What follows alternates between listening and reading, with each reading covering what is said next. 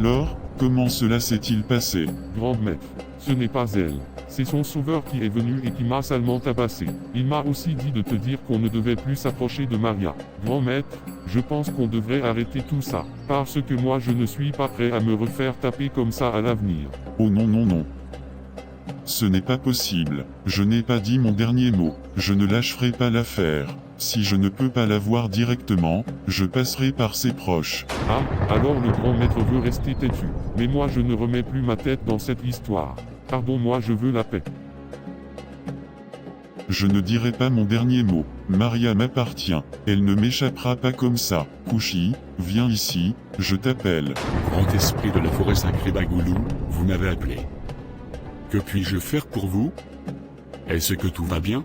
Non, rien ne va. Il y a un volcan sur le point d'exploser. Maria s'est rebellée, elle m'a échappé. Mais ne t'avait-elle pas déjà été déliée par mon grand-père Tanguila? Je veux dire... Comment est-ce possible? Je veux que tu la convaincs de laisser son dieu qu'elle sert, et de retourner au culte vaudou, car depuis qu'elle a quitté les pratiques occultes, je n'arrive plus à la contrôler, et je n'ai même plus d'accès sur elle. D'accord grand maître, je vais faire ce que je pourrai.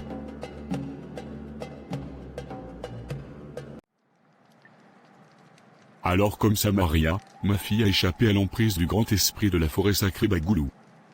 Ça ne se passera pas de la sorte. Ma fille, tu ne t'en sortiras pas comme ça. Je dois convoquer la réunion nocturne de famille. Comme je te le disais, Sandrel, la situation est très grave. Il faut agir maintenant. Maria, notre fille, s'est échappée de l'emprise de l'esprit de notre forêt. Quoi? Mais comment ça? N'avait-elle pas déjà été consacrée par ton grand-père? Et qui plus est il y a plus d'un siècle? Akenen Balok là vraiment. Depuis qu'elle est partie à l'étranger, on n'a plus de ses nouvelles. Moi je propose qu'on intervienne maintenant. On doit régler cette situation là vite, avant qu'il ne soit trop tard.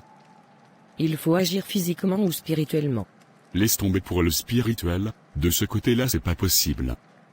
Moi-même j'ai déjà essayé et ça ne marche pas. Chaque fois que j'essaye d'accéder à elle, je ne vois qu'un feu autour d'elle qui la couvre. Et qui menace de me briser sur place. Quoi? Non. Laisse-moi d'abord, je vais moi-même essayer.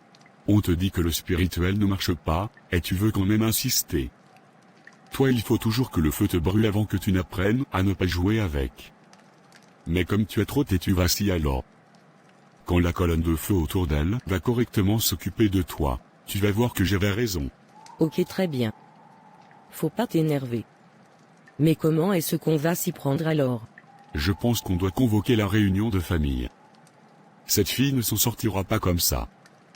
Moi, mes frères et sœurs, mon père, mes tantes et mes oncles appartenons par le biais de mon arrière-grand-père au grand esprit de la forêt sacrée Bagoulou. Et ce n'est pas elle qui va échapper à son emprise. Très bien. Faisons ça alors.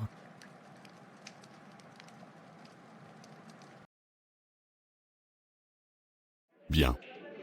Alors comme vous le savez tous, nous appartenons depuis nos 18 ans au grand esprit de la forêt sacrée Bagoulou, par le biais de notre grand-père. Oui, ça nous le savons déjà, inutile de nous le rappeler. Mais maintenant, pourquoi as-tu convoqué cette réunion aussi tard dans la nuit? Oh. Mon frère Jacob, faut pas t'énerver. Je sais que personne d'entre nous n'en a voulu ainsi. Nous avons été vendus gratuitement par notre grand-père, qui n'a joui des richesses promises que pendant 20 ans, mais qui est mort pauvre et misérable. Mais nous ne pouvons plus rien y faire. Même la richesse qu'il avait, nous n'avons pas pu en profiter un seul instant. Et nous voilà misérables comme lui. À cause de sa gourmandise surdimensionnée, il a livré et condamné toute notre famille. Là n'est pas le problème. L'histoire de cet homme, nous la savons déjà. Dis-nous plutôt pourquoi sommes-nous là? Si c'est uniquement pour nous rappeler à quel point nous sommes misérables, je vais tranquillement prendre la porte. Rentrer chez moi, et retourner me coucher. C'est bon Louise. Ma sœur faut pas te fâcher. Comme vous commencez déjà à avoir la tête qui chauffe, je vais directement passer au sujet principal. Voilà. Faut parler alors. Bien.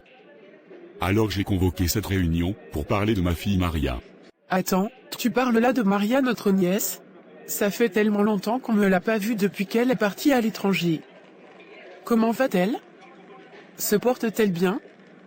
Pourquoi faire cette réunion pour parler d'elle? Justement Joséphine, l'heure est grave à propos d'elle. Quoi? Qu'est-ce qui cloche chez elle? Est-elle malade? Non pas du tout. Elle est en parfaite santé. Mais si elle n'a rien de mauvais, pourquoi nous dis-tu que l'heure est grave? Mais justement, son cas est en rapport avec. Mais sérieusement, cette réunion est vraiment interminable, hein. Je suis fatigué, je crois que je vais rentrer chez moi.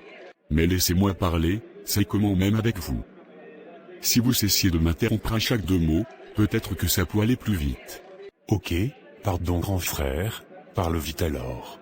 Comme je voulais le dire, Maria a échappé au contrôle de l'esprit de notre forêt sacrée Bagoulou, et j'ai convoqué cette réunion familiale nocturne de toute urgence, pour que vous m'aidiez à trouver un moyen de la faire retourner de notre côté, afin qu'elle puisse enfin se soumettre à son autorité.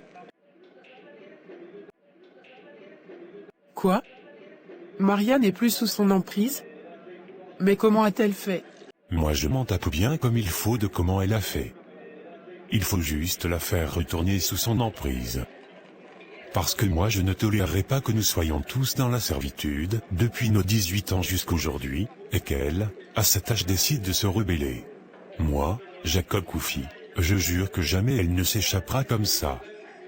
Jamais. Vous avez ma parole, tant que je suis vivant, je m'assurerai à ce que tout le monde subisse comme tout le monde. S'il en est autrement, vous n'avez qu'à changer mon nom. Voilà. Ce que je voulais. Alors mes frères et sœurs, êtes-vous avec moi? Oui, oui. Que cette fille souffre avec nous de son emprise. Non, non. Laissez l'enfant tranquille. Vous devriez même être content qu'elle ne souffre pas. Et en plus il s'agit quand même de ta fille Kouchi. Oh va là-bas. Ma fille, pardon y a pas de fille qui tient. On a dit que tout le monde souffrira, dans la souffrance y a pas par enfant. Bien, mettons alors notre plan exécution. Nous devons faire en sorte que Maria retourne sous le contrôle du grand esprit de la forêt sacrée Bagoulou. Mais malheureusement, nous ne pouvons pas passer par le spirituel, de ce côté-là il est déjà bien protégé là. Quoi? Mais comment ça? Si on ne peut pas agir à travers le spirituel, comment va-t-on faire? Justement, nous ne pouvons pas agir spirituellement certes, mais nous pouvons tout de même exercer une pression mentale sur elle. Nous pouvons la tourmenter jour après jour avec des menaces.